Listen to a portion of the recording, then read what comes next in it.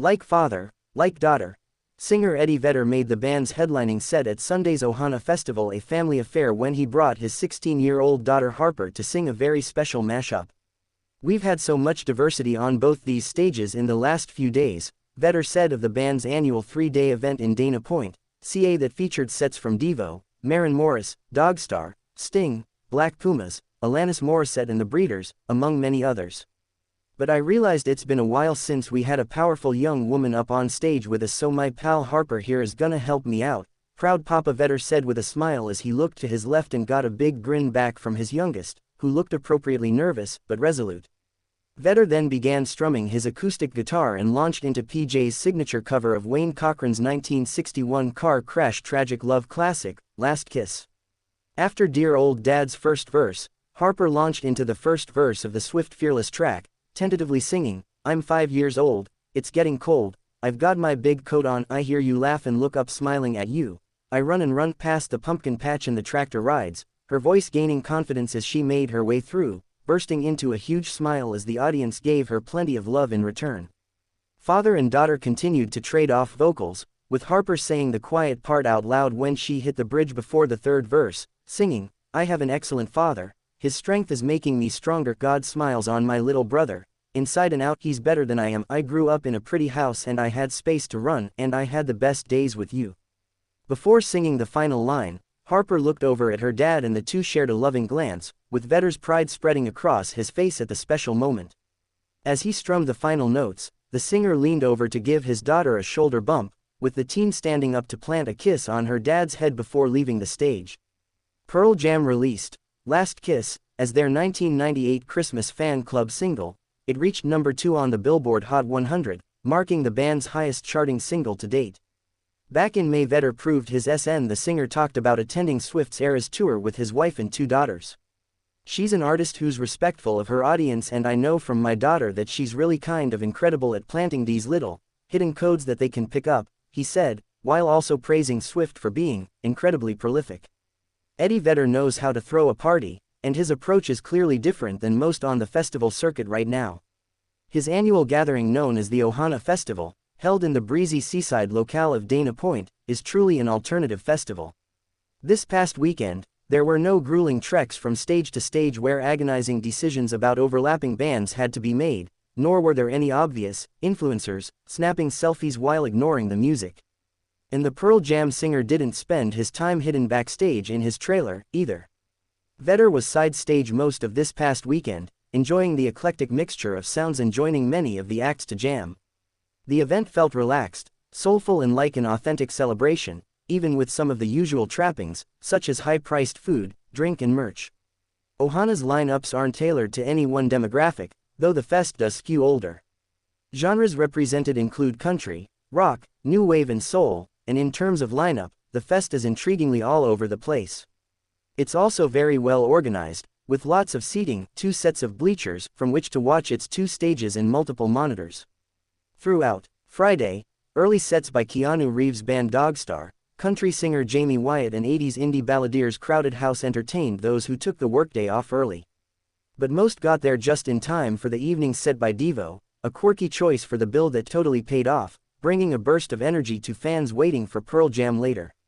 We've seen Devo at Punk Rock Bowling, Cruel World and No Values in recent years, and notably, the band is a square peg that somehow fits any shape, mood or crowd.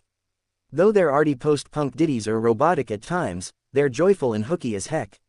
Vedder showed his love for Marked His Akron, Ohio-bred bandmates, surprisingly enough, during Pearl Jam's set by referencing 2 of their best-known cuts. During PJ's emotive Daughter, he busted out a full verse from Devo's Beautiful World that was so expertly placed and reworked, we wanted to hear his full cover just as much as the verse's single. He also referenced Devo's take on Satisfaction, as opposed to the original Stones version, with a quick, Can't Get Me No lyric layover during the 2020-era track, Whoever Said. Vedder also joined the Black Pumas for a stirring version of Otis Redding's Sitting on the Dock of the Bay, near the end of the band's powerful set, a best of the fest, on Saturday.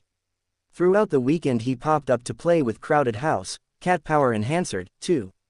It's no wonder avid fans follow the band all over the world. All of the Grateful Dead, they truly live up to their name as potent jamsters who love what they do and sound fierce and fresh every time they do it.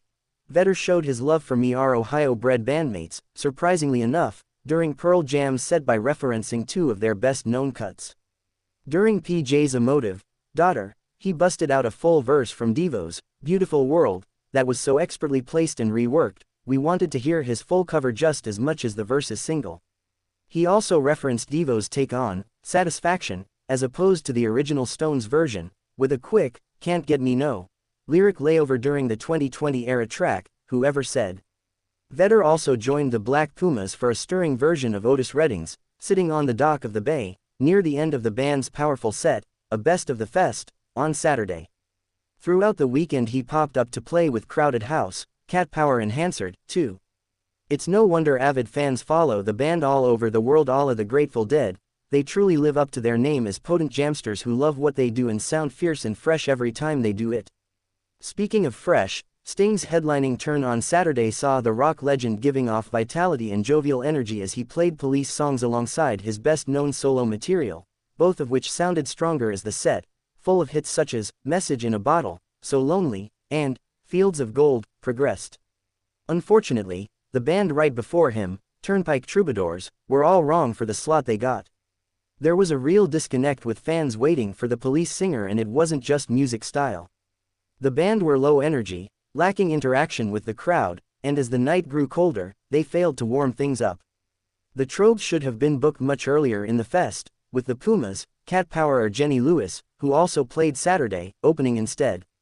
Rock-driven acts from the Sunday lineup would have worked too, such as Alanis Morissette, The Breeders but that is the risk of really mashing things up. Ohana Fest's activist spirit is all about this inclusive melding of expression, but its intention to highlight a loving and liberal point of view is always front and center. It was seen and heard on its intimate Storyteller stage and in the adjacent lounge called The Cove, filled with info booths from groups ranging from Planned Parenthood to Surfrider Foundation.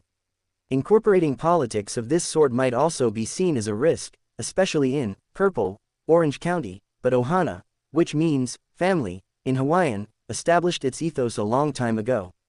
So it was no surprise when Vedder spoke about abortion rights and environmental concerns from the stage. Pearl Jam played on Sunday too, but his vision was pretty much encapsulated at the start of their show Saturday when he said the following: "We got women, we got men, we got boys, we got girls, we Mr. and Mrs. and Ms., we got they and them, we got surf, we got turf, we got storytellers, we got artists, and it's all because Mother Nature provides this scene to enjoy ourselves and celebrate her."